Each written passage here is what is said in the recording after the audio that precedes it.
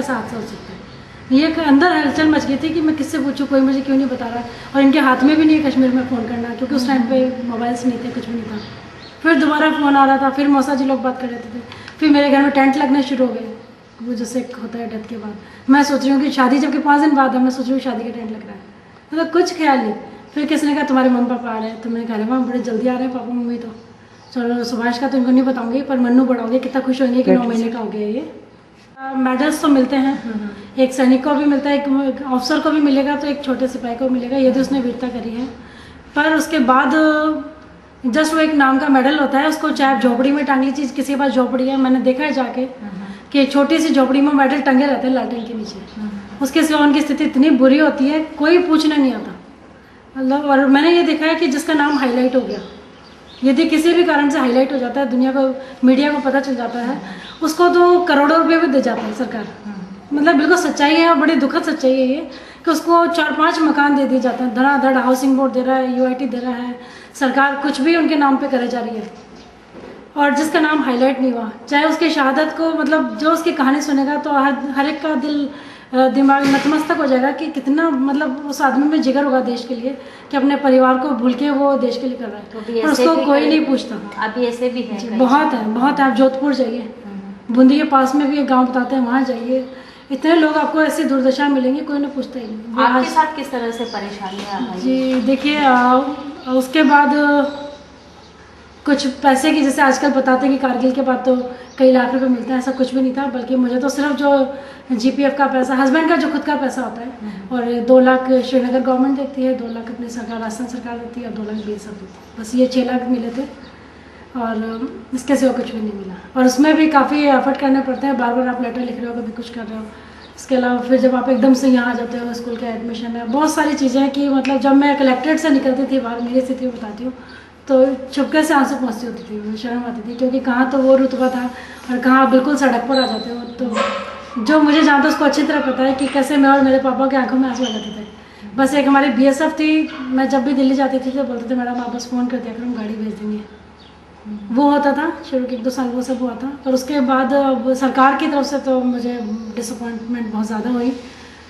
ज़मीन के लिए सुना था कि ज़मीन दी जाती है 25 बीघा, उसके लिए 1-2 साल 3 साल तो खैर मुझे भी ध्यान नहीं था। बाद में जनता बताती है, लोग बताते हैं, क्या पता किसी आम आदमी को कि क्या हो रहा है क्या नहीं हो रहा है, आप अपने हाल पर पड़ जाते हो। उनको तो पेंशन मिल रही होती है जिसको जैसी भी, उसी से निकालना होता है आपको। तो कुछ नहीं मिला सरकार की? नहीं, फिर मैं तो क्योंकि फिर भी एजुकेटेड थी, मैंने बहुत एफर्ट करे, मतलब किस किस को मैंने जाके नहीं बोला।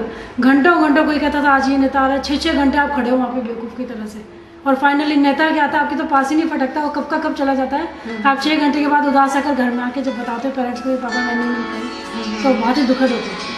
मतलब शर्मिंदगी लगती है कि यार, मतलब रुपए की बात भी नहीं, किसी भी चीज़ की बात नहीं, यदि मेरी बात आप सुनना चाहेंगे, बात है स्वाभिमान की, कि मतलब आपको हम मतलब झोपड़ी में भी रह लूँगी मैं तो, और भगवान ने हाथ दिया तो कुछ भी कर सकता है आदमी काम। तो अपने हक की लड़ाई के लिए नेताओं के सामने भी जाना, गिड़गिड़ाना पड़ता है उनको, मतलब आप रोते जाओ, उनको बोलते जाओ, और यदि आप थोड़े से भी कमज़ोर हो तो किस तरह से वो आपको यूज़ कर सकते हैं, ये भी हो सकता है किसी के साथ। और आप मजबूत हो तो ठीक है, अदरवाइज आपको किसी भी हद तक मतलब गिरा देंगे।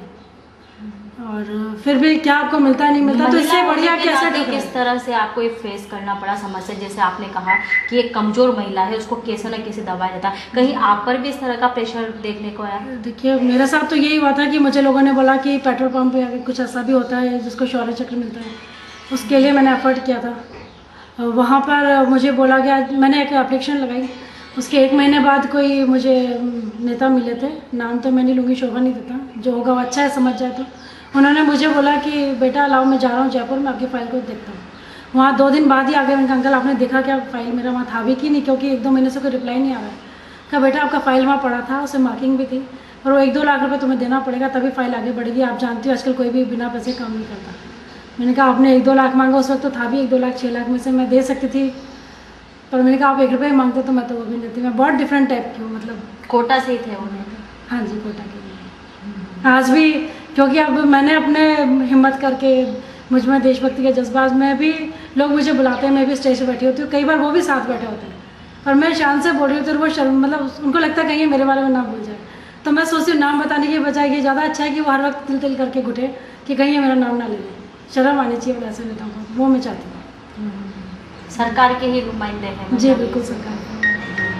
अच्छा, दूसरी बात ये कहना चाहेंगे, पैसों का ये तो प्रेशर है, कहीं कहीं देखा गया है महिलाओं की इज्जत को लेकर भी। जी जी जी बिल्कुल आप सही कह रहे हैं। काफ़ी परसेंटेज ऐसी है कि आपको वो लोग करना चाहते हैं सर।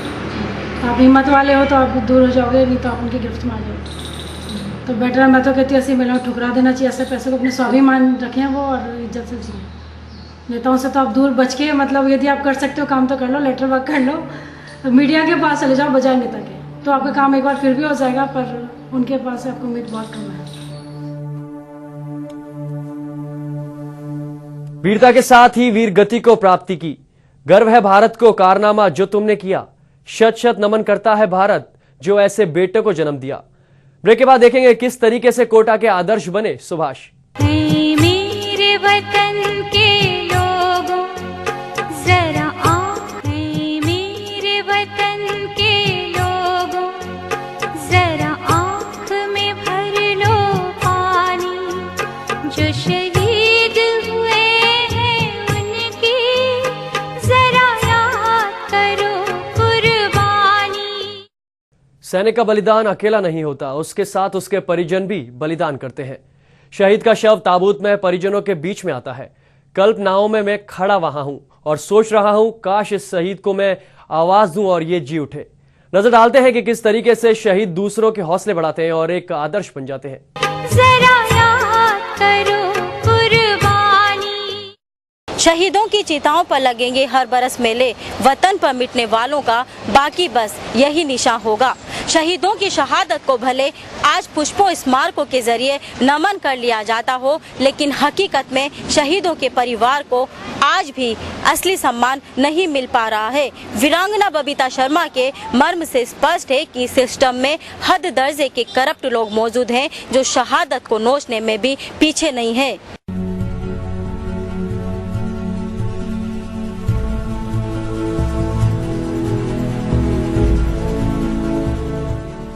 देश की रक्षा करते हुए शहादत की मिसाल बने सुभाष शर्मा अब कोटा के लिए प्रेरणा स्रोत बन गए हैं। कोटा का हर नागरिक अब उनकी शहादत को नमन करता है। सुभाष के नाम से नए कोर्ट में AK पार्क का नामांकन भी करवाया गया है, जिसमें आने वाला हर बच्चा सुभाष के पद चिन्हों पर चलने का हौसला रखता है। हम भी सोचते हैं कि उनकी तरह ही हम बलिदान करें देश पे, उसकी समृद्धि में ही सुख निहित हो हमारा। सुभाष की शहादत के बाद वीरांगना बबीता की लड़ाई के हौसले को महिलाएं भी सलाम करती हैं और बबीता के समर्थन में हमेशा उनके साथ खड़ी रहती हैं। समाज का हर वर्ग सुभाष की शहादत को आशीर्वाद मानता है। हिम्मत की मैं दाद देती हूँ। ये पूरी कॉलोनी के लिए प्रेरणा स्रोत है। मतलब इन्होंने कभी हिम्मत नहीं हारी, कभी इनके आंखों में हमने आंसू नहीं देखे। यहाँ पर शहीद सुभाष शर्मा के नाम से पार्क का नामकरण किया है। बच्चे इसको जब आते जाते खेलते टाइम पे इसको पढ़ते हैं तो निश्चित रूप से इसमें इनमें सभी में देशभक्ति की भावना जागृत होती है।